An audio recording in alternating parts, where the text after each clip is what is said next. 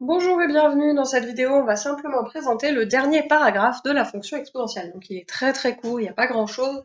Là, vous avez déjà vu les calculs, la définition de la fonction exponentielle, il y a très peu de choses. Après, on peut faire l'étude de la fonction en elle-même, c'est ce qu'on va présenter, mais c'est assez rapide. Alors, première chose sur les variations. Donc pour avoir les variations d'une fonction, vous avez vu cette année qu'on commence par faire sa dérivée. Et là, ici, la dérivée de l'exponentielle. Alors, regardez un petit peu comment j'écris ça. J'écris d sur dx, qui est une notation si vous faites de la physique ou si vous faites de la SI, vous avez déjà pu voir cette notation. Alors moi, je mets cette notation ici parce qu'il y a quelque chose d'interdit. Hop, je vais vous donner après ce que c'est. Donc là, ici, d sur dx de l'exponentielle de x, obligatoire, c'est parenthèse, je vais les enlever. Hop, là, ici, c'est bien pour dire la dérivée de l'exponentielle de x par rapport à x. Alors, quelque chose qu'on voit souvent, hop, c'est ça. Et ça, c'est interdit. D'accord? Là, ici, e puissance x est un nombre. Et là, si vous dérivez un nombre, concrètement, ça va vous donner 0. Alors, on sent bien que vous voulez dériver la fonction exponentielle. Mais on a le droit d'écrire qu'on fait f', on a le droit d'écrire qu'on fait u', on a le droit de mettre qu'on fait f' de x. Là, vous voyez, le prime, je l'ai mis sur la fonction, donc sur l'objet fonction. Là, si vous mettez un e puissance x prime, c'est comme si vous m'écriviez f de x, et ensuite prime. Ça n'a pas de sens. Ça veut dire que vous avez d'abord l'image, vous faites la dérivée de l'image. D'accord? Donc je ne veux pas voir ce genre de choses sur une copie. Le plus simple, c'est simplement d'écrire u de x égale e puissance x, et en dessous vous écrivez u' de x égale e puissance x. Donc là, première propriété, la dérivée de l'exponentielle, c'est l'exponentielle. Ça n'a pas de difficulté, c'est la première chose qu'on a fait, on a fabriqué cette fonction comme ça. C'est la fonction qui est égale à sa dérivée. Et nous, ce qu'on sait là ici avec cette fonction, c'est que en plus de ça, pour n'importe quel x, une fois qu'on a la dérivée, on doit faire son signe. Et on sait qu'une exponentielle est toujours strictement positive. Alors regardez, je vais écrire le symbole pour tout réel x, donc pour tout x dans R, qu'est-ce que j'ai?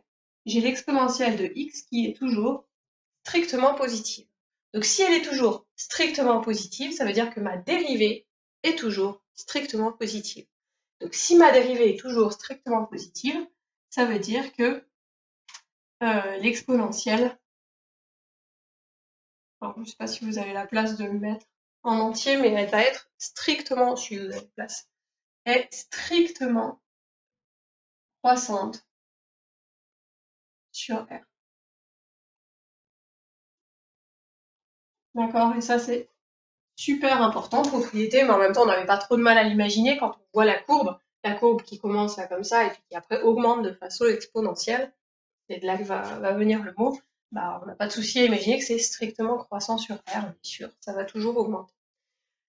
Alors, le petit tableau de variation qui va correspondre, hop.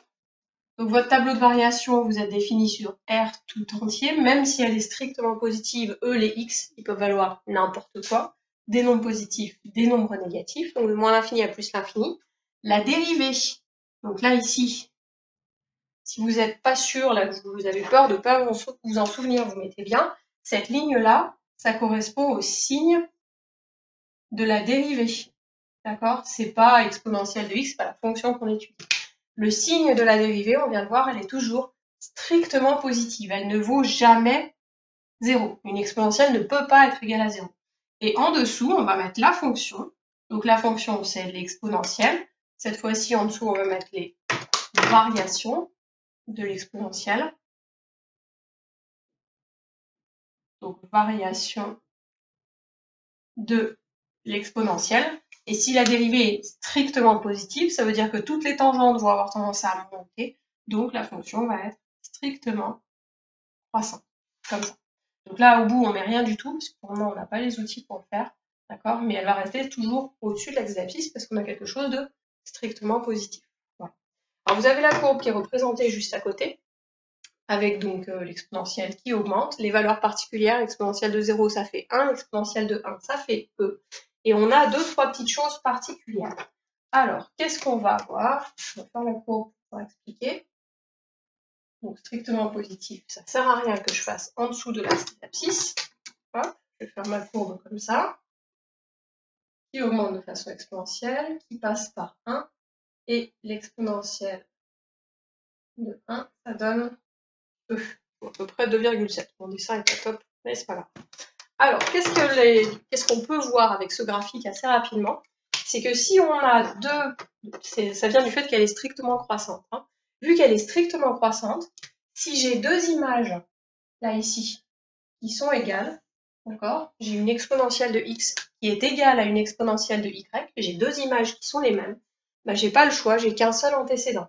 Ça veut dire que mon x, il est forcément égal à mon y, d'accord? Ça, c'est la première propriété. Pour deux images, exponentielle de x, exponentielle qui est égale à exponentielle de y, je peux pas avoir deux antécédents différents. Ça veut dire que forcément, mon x va être égal à mon y. Deuxième chose, juste en dessous, si vous avez l'exponentielle de x, je vais le prendre ici en vert, exponentielle de x qui est plus petit que un exponentiel de y, par exemple. Hop, donc là, je vais mettre un exponentiel de y.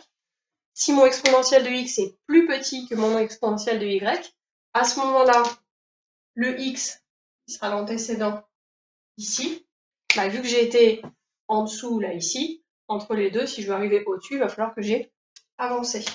Donc, vu que j'ai avancé ici, mon y va forcément être plus grand que le x. D'accord? Donc, si mon exponentielle de x est plus petite que l'exponentielle de y, bah ici, forcément, j'aurai le x qui est plus petit que le y. Entre les deux, il aura fallu avancer pour avoir augmenté parce que la fonction est strictement croissante. D'accord?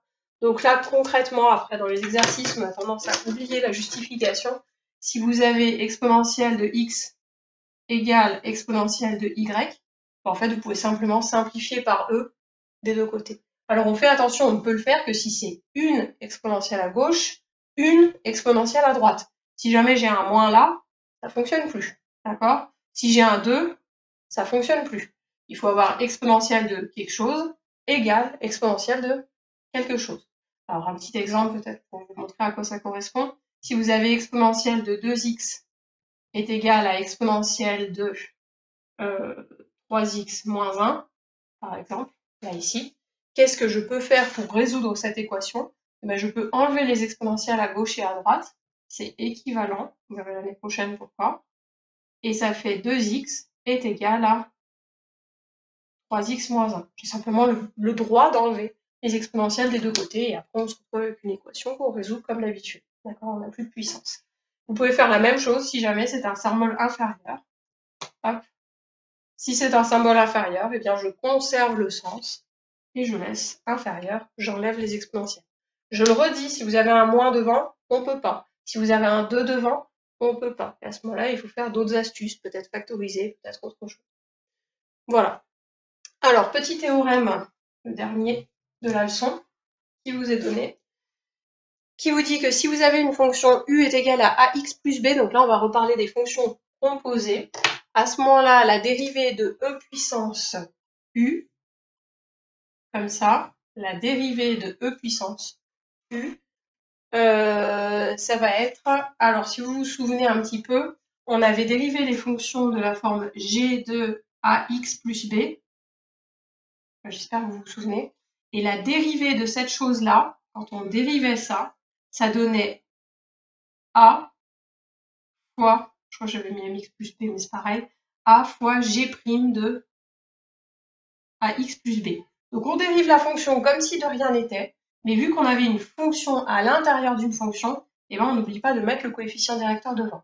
Donc là, c'est le même principe. Vous avez un e puissance, une fonction affine. Vous passez le coefficient directeur devant, donc là c'est u de x égale à x plus b, donc on va mettre le a. Et la dérivée de l'exponentielle, c'est exponentielle. Donc exponentielle de u directement. Alors, je vais vous mettre un petit exemple peut-être pour expliquer plus concrètement sur quelque chose.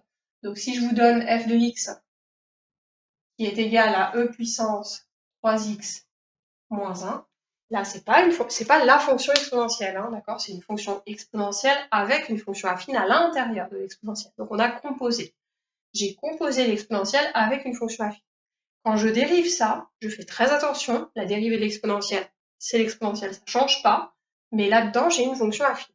Donc quand je dérive, ce que je fais, c'est que je remets l'exponentielle telle qu'elle, parce que la dérivée de l'exponentielle, c'est l'exponentielle, mais vu qu'il y avait une fonction affine à l'intérieur, je multiplie en plus par la dérivée de 3x moins 1. Donc là, ici, par... Et là, vous avez la dérivée de votre exponentielle composée. D'accord? Donc, bien faire attention. Si c'est exponentielle x, on dérive exponentielle x. Si c'est exponentielle d'une fonction affine, on n'oublie pas de multiplier devant par le coefficient directeur. Et c'est tout bon. Voilà. Donc, avec ça, vous avez toute la leçon sur l'exponentielle. Normalement, ça ne devrait pas être très compliqué. Après, il faut s'entraîner sur quelques exercices. Mais c'est pas quelque chose de très très difficile. C'est juste une nouvelle fonction à intégrer.